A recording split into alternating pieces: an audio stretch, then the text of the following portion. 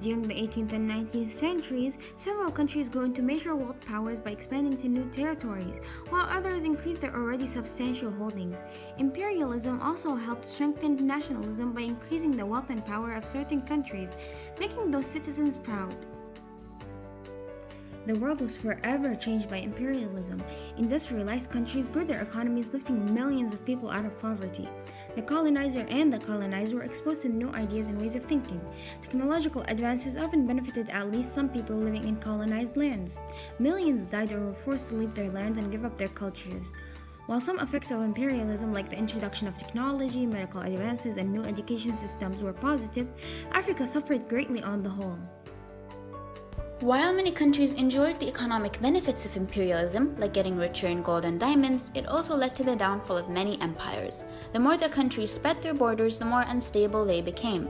When those empires resorted to treating their colonial subjects more and more harshly, it pushed the oppressed colonists to take action and break away from their overbearing rulers.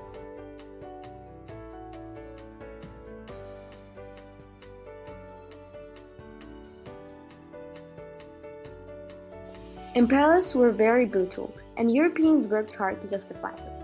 The brutal treatment of indigenous people was driven by the widespread racial attitudes of many white Europeans, which they believed to be based on science.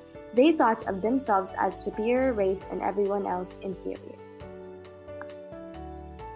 Joseph Arthur D., a French nobleman, claimed that there were four main racial groups, and that Europeans were superior because they were smart, moral, and noble.